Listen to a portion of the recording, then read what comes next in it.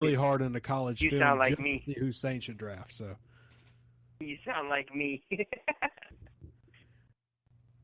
I want to say it's Raekwon McMillan, but I'm not 100% sure on that. I'm pretty sure somebody will hit me up on Twitter, call me an idiot, and tell me who the guy is. But it could be Raekwon McMillan. But I mean, dude's absolutely phenomenal. well, I know there's a couple of good. I mean, I really wish we poached the SEC more. We've got technically they're nearby. I mean, Alabama and LSU put more players in the NFL to basically anybody, and we do go Alabama some, but like you were saying, we seem to go more Ohio State than a lot of other way, and it just blows my mind that we got all this very obvious talent right close to home that we barely touch. And the reason I said that is because if we're talking linebackers, Reuben Foster for Alabama, slightly smaller, but I mean that guy can play too. Yeah, definitely. That boy, he's a beast. He definitely is a beast. And if he came to the Saints, that would be awesome. And don't forget you got Tim Williams right next to him on that Alabama defense, who is also good. And then Ryan Anderson on that Alabama defense is also good. I think all three of those linebackers have either one or two first and second round draft rankings on them. I know LSU fans are going to hate to hear me talking good about Alabama, but man, their linebacking core is legit. Yeah, they're definitely legit. That's for sure. Definitely, man. Well, guys, we're talking draft, but really it's 8:30 now. We need to talk about it. We need to get it out there. We might have been scared because who knows how it's going to be, but can we win Sunday? I mean, obviously we can, but what do you think? I mean, I'm at a loss. I got to quit predicting. As soon as we think we got it nailed down, we completely miss it. But what do you guys think? It's a division game, so they always have a chance. Being that they play each other twice a year, they'll always have a chance against them. They're going to know how to prepare against the Bucs. So they definitely have a chance to. But the Bucs are very, very hot right now. They are playing at home. The game got changed from 12 to 3:25, so the game starts later on Sunday. But just looking at it, I think they do have a good chance to win. Doug Martin left the game last week. So he's definitely still injured. He's been injured the whole year. Jameis Winston is just really just been throwing it to Mike Evans, and Mike Evans is having a huge season this year. Their tight end, Brace, he's been going off. He had a huge game last week, stepping in and scoring a touchdown. And I mean, Jacquizz Rodgers and those guys like that. Vincent Jackson has been really, really quietly up lately, actually for the last couple of years with them. But, yeah, I mean, they definitely have a good chance. The thing about it is the Saints have to be balanced on offense because when you start throwing it 40 times a game, there's going to be guys like Levante David, intercepting Drew Brees, and I think he's had Drew Brees' number the last couple of years actually, or last year he did. So you just have to be more balanced. I think if they're more balanced on offense, they'll win. You have to keep that defense off the field, man. Our defense isn't great, so you have to keep that defense off the field. And it's kind of like when you look at the Rams game, that they had the time of possession was definitely in the Saints' favor. So the defense was on the bench resting, and then when they got in, they gave up a few touchdowns the first couple possessions of that game, but outside of that, they tightened up, they stiffened up, and then the Rams couldn't do anything after that. So they definitely have a good chance to win. Will they win? Probably. Why? Because the Saints are the Saints. They know that they're in their top 10 draft order, and they're like, well, we don't want to be in the top 10. We want to be 13. So let's see what we can do, guys. Let's win. That's how they always are, man. Always like that. Well, it seems to be every year that we split the Tampa games. We can't seem to sweep them, and as everybody's talked about on Twitter and we've talked about here on the show, the Saints would have to win out and get help if they're going to have a legitimate shot for the playoffs. So, I mean, is this the game we win? Is this the game we lose? I really don't know. History would tell us that we usually win more in Tampa, and then we've lost to them at home for some odd reason more often than not. So this should be the game we win. Then we got to go to Arizona, then come back home and play Tampa. That's a loss. The Arizona game is going to be a loss. The Saints have not won in Arizona for the longest. And, I mean, just looking at Arizona's offense with our defense, I mean, who the hell is going to stop David Johnson? Let's be real. Here's what I think is going to happen. I legitimately think that if the season goes how it has so far this year, the Saints will win the next 2 games, give fans hope. They're going to get destroyed by Tampa, then go to Atlanta and lose. That's just how me saying that based on not how players perform in matchups, but how the season has gone. Similar to how we surprised Seattle and then wiped the floor of San Francisco, then had 2 heartbreakers to Denver and Carolina. That's what I see happening here. We go to Tampa, win. We go to Arizona, pull off the surprise. Everybody's like, we're back to 500. We've got a shot. We get destroyed by Tampa by 15, 20 points at home, and then just die out the rest of the season. That's how I see it ending. So what you're saying is get the prescription medicine ready, is what you're saying. Yeah, I'm saying if you're not like me and you do happen to drink a lot, you might want to go ahead and stock up before the game and during the game against Tampa at home. Just saying. Well, aren't you two just little rays of sunshine? Well, I mean, can you tell me I'm wrong, or you just don't like to hear it?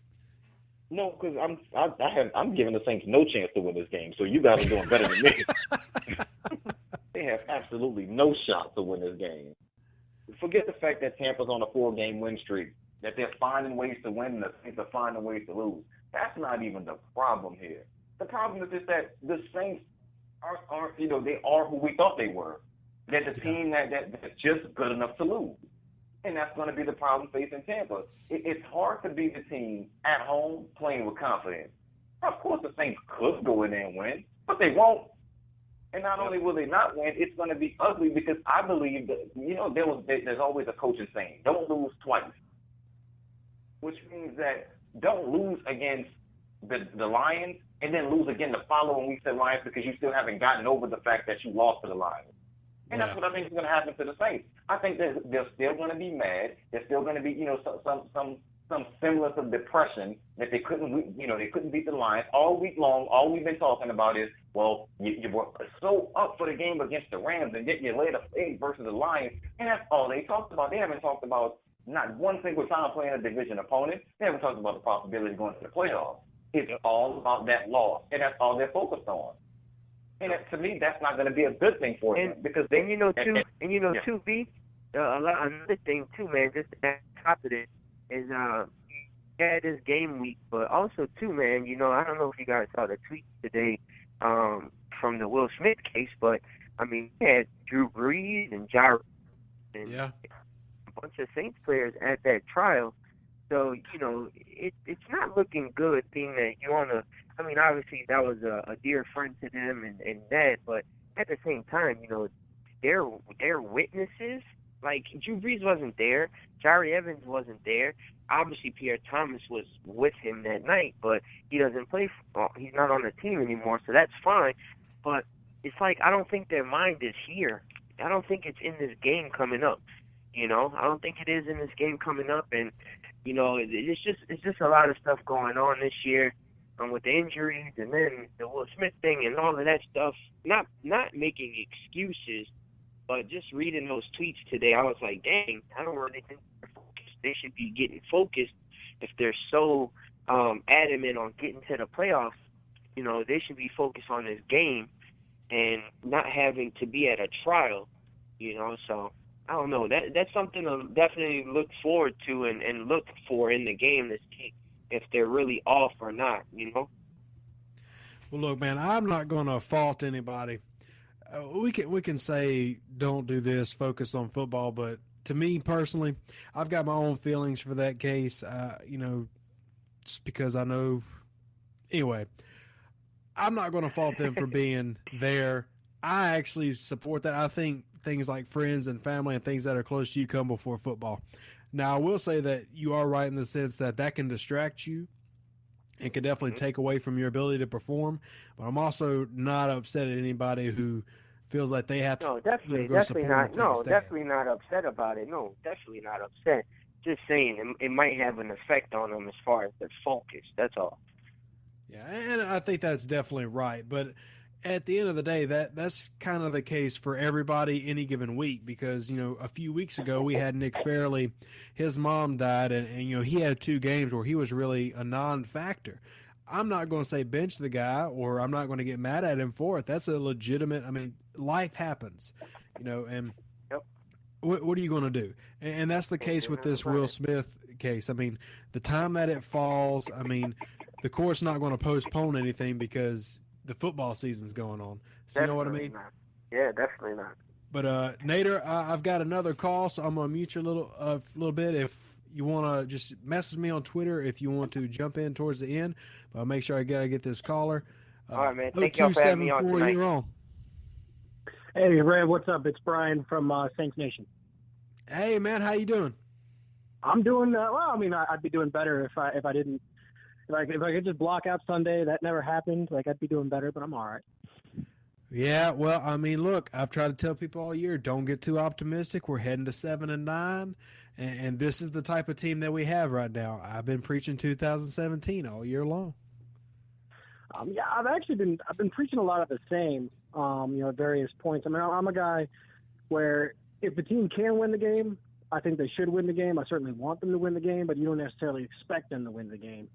And it's not necessarily the loss against Detroit that bothered me as much as the way they lost. I think the offensive line showed who they are as a unit more in that game than they did in the Rams game. I think the Rams game was an aberration as far as facing a quality unit and dominating them.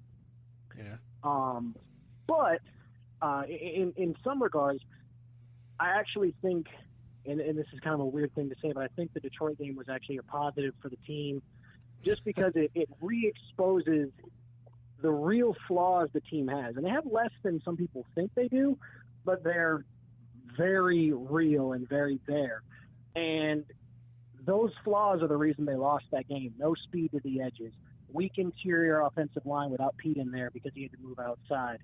Cornerback depth, which, we know injuries was a huge part of it. And Delvin had a game he's going to want to forget. But, that game is just another example of why B.W. Webb was available for the Saints. Well, to be honest, and this is going to hurt some feelings, even if we were healthy at corner, I don't think the guys that we lost are making a big of a difference. I know people aren't going to like to hear that, but for one, most of the people that we're talking about and we're trying to upsell that are injured were rookies, so they have a learning curve anyway. And even then, we're not talking about, C.J. Harris type rookies. We're talking maybe they pan out into a good quality starter. So not to, sell B.W. Webb and Sterling Moore like they're great. On P.J., if P.J. plays the whole season up to this point, unless he's a complete bust who can't read, offenses and just doesn't know how to play, which he wasn't in college, he wasn't in preseason, and he wasn't in the game and a half that he played. Yeah. He definitely could have done a lot more, especially just from a physicality standpoint as a tackler. He was a guy that was tackling well in the snaps that he had, and being able to help some of those edge plays not be as devastating as they are to the Saints. I think he would have been a significant upgrade over what they had. Certainly could have had an impact. Now, he's not going to be Marcus Peters. Well, I'm not saying he's not better. I'm just saying that for Saints fans to come out and expect P.J. Williams to step on the field and him be worlds better. Let's put it that way. Yeah, there's an improvement. Just like with Bro, even them having a bad game, it's very obvious that he's a better edge defender, especially against the run, than a guy like Moore or a guy like B.W. Webb, because he can make the plays to help seal that off. But even then, Bro has not played as well as he can, as we've seen in the past, since he's come back from injury this year. P.J. Williams, I'm worried about because me and Brian have talked about his injury. I'm just real sketch on that. And anytime a player is injured, I try to knock them down in terms of I don't have as high as an expectation until they prove me wrong post-injury, especially with things like concussions, because they're such a big deal in today's NFL. Yeah, that's totally fair. And if we're going to play the what if game, what if Paul Kruger isn't a cadaver on the field? What if Ellaby plays 16 games?